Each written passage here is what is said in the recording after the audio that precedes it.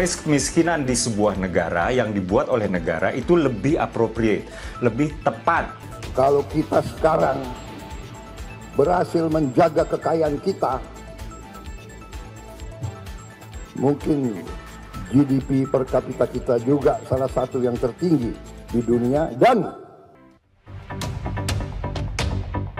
Juni 2025, Bank Dunia merilis data jumlah penduduk miskin di Indonesia yang mencapai 194 juta orang. Jumlah ini bertambah setelah Bank Dunia memperbarui garis kemiskinan global berdasarkan standar paritas daya beli terbaru.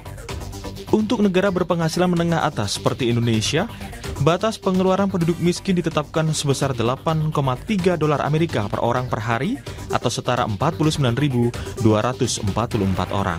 Sebelumnya, batas pengeluaran penduduk miskin yang digunakan sebesar 6,85 dolar Amerika Serikat per orang per hari atau sekitar 40.641 rupiah.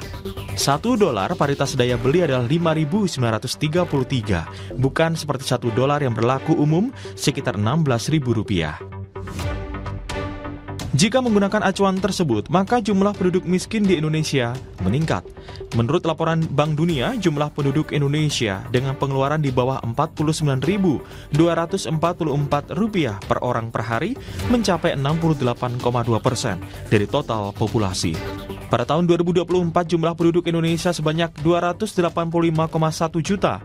Dengan demikian, berdasarkan ketentuan baru Bank Dunia, jumlah penduduk Indonesia yang masuk kategori miskin sebanyak 194,4 juta jiwa. Angka penduduk miskin versi Bank Dunia jauh berbeda dengan data BPS. Berdasarkan data BPS, jumlah penduduk miskin di Indonesia per September 2024 tercatat 24,06 juta orang atau hanya 8,57% dari total populasi. Ambang batas garis kemiskinan nasional adalah pengeluaran senilai Rp595.243 per kapita per bulan. Juru bicara Kantor Komunikasi Kepresidenan, Dedek Prayudi bilang, data kemiskinan dari dua lembaga tersebut bisa saling melengkapi. Namun menurutnya, data Bank Dunia tidak bisa menangkap karakteristik lokal.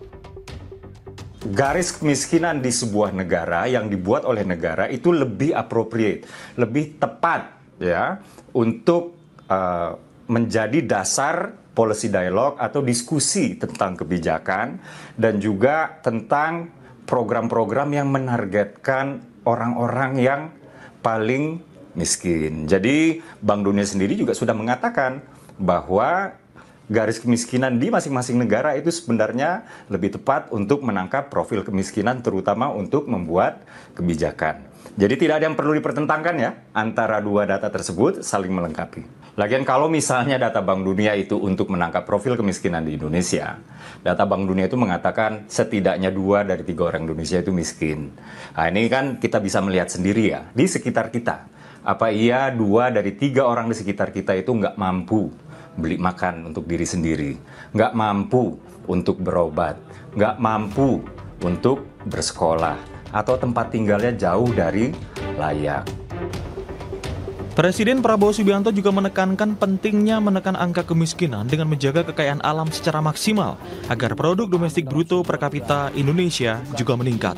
Bahkan jika itu dilakukan dengan baik, PDB Indonesia diperkirakan bisa mencapai 5 besar di dunia.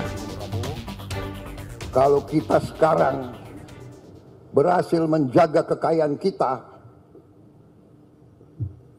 mungkin GDP per kapita kita juga salah satu yang tertinggi di dunia, dan hampir semua lembaga-lembaga ekonomi dunia sudah meramalkan bahwa ekonomi Indonesia bisa menjadi mungkin 6 besar atau 5 besar dunia.